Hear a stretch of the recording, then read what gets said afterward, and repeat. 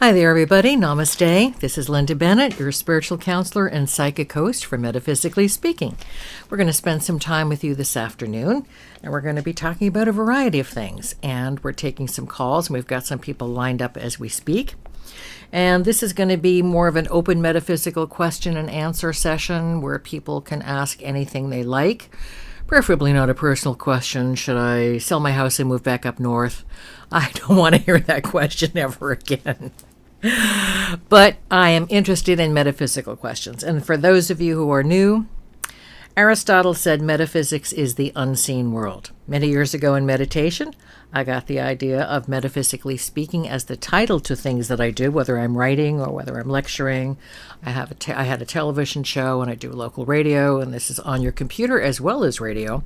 So metaphysically speaking brings the unseen world and the seen world together. And since we're all living in the seen world, we might as well make it work. So if you have any questions for us, you can type in on your computer.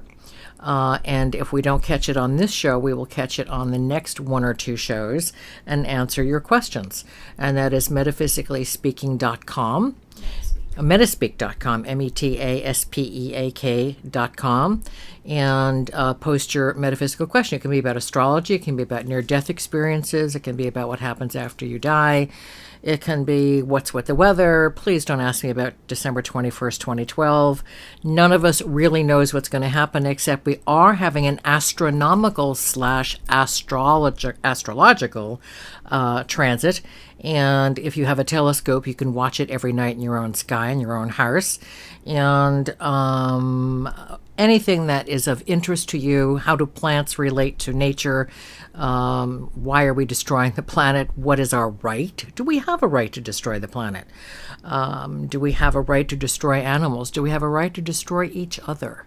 What do you think of war? Why is there war? Who is interested in having the war besides the industrial military complex?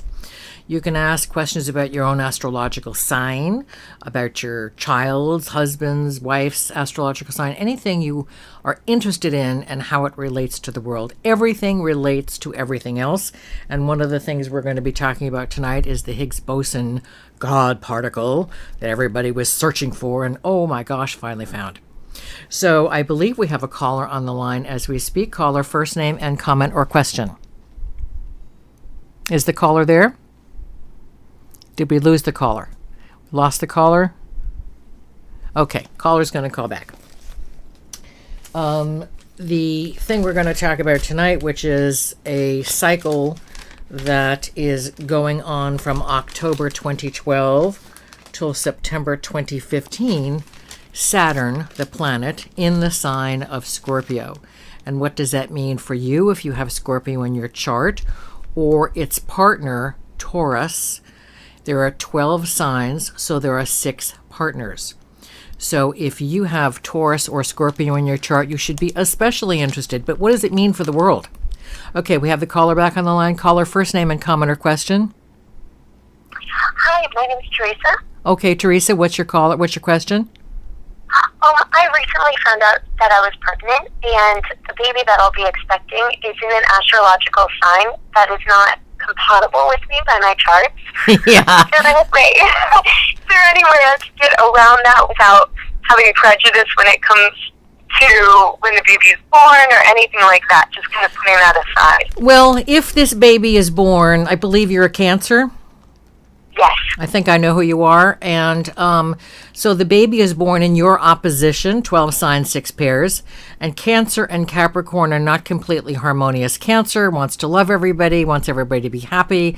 My Venus is in Cancer. And that means I want everybody just to be the happiest person in the world. You do too. We care about our homes, our environment, whether it's work or whatever it is. If you were a truck driver, you'd want the truck to look great inside. You put little curtains up and have some plants.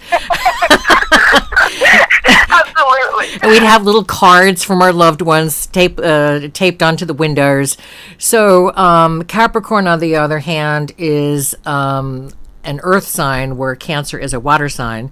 And Capricorn is very practical, very down to earth on its positive side, very organized, The downside to Capricorn is that it is very emotional and gets easily upset.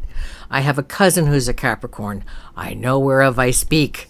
And so this is a lesson for you to learn how to deal with your downside and try to make things more up than down for your child. Now, there are 3 signs that we all deal with when we're born. The first one is the moon sign. So the baby may be born in the sign of Capricorn, but the baby is bringing the moon sign, which is the sun sign, in its last lifetime. So it's still going to have the same personality. And so it won't be such a hard transition for the baby. So whatever the moon position is going to be, based upon the day of birth, that is what the child will be responding more to. And if you call me, I'll let you know what that moon sign is.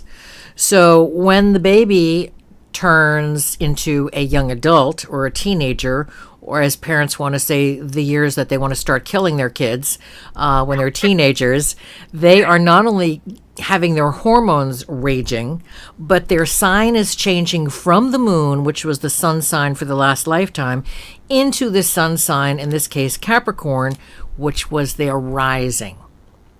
And that is now the sun sign. And if it's a different element like air, earth, fire, water, the child is totally disorganized mentally, not just hormonally, but confused. And if it's a happy air sign, which moves very quickly and is very spontaneous and is very smart, and then goes to an earth sign, it's like you're flying through the air and you go crashing into a wall. And as you're sitting down and rubbing your head saying, what happened to me, you're confused. So since I will be advising you on this, your child will have the benefit of your knowledge and helping the child to understand why suddenly everything is so different. But the combination of teenage hormones, teenagers trying to break away and make their own lives from their parents, and therefore resistance, and natural depression is going to make it more difficult for you and every parent who's got a child with the sign of Capricorn that they're going to be dealing with as they're teenagers. Because it's really hard dealing with teenagers as they struggle to find out who they are, and if they're in a depressive mood. Many, many years ago, the Astrological Association of America did a series of tests of people all around the country, and they discovered that suicide was very high in Capricorn and Aquarius. Now, Aquarians overanalyze, analyze, change their mind again, and drive themselves crazy. Capricorns feel that nothing is ever going to get better. Where Cancer says, of course it'll get better. I'm going to put another plant in the house. I'm going to give you another kiss. I'm going to give you another hug, and of course you're going to feel better. And you don't understand what's wrong. So if do you have any Capricorns in your life now? Yes, I do. And somebody, I don't know what their rising sign is, and she is opposite of a Capricorn. Okay, she's completely opposite. Is she over 35 or 40? Yes. Okay, so she's responding now more to her rising. Okay, which is what her sun sign will be next time. So in her next lifetime, her moon will be in Capricorn, and her rising, whatever it is now, will be the sun sign. So if you could find that out, and call me next time, I would be happy to give you that information. You could perhaps understand her better.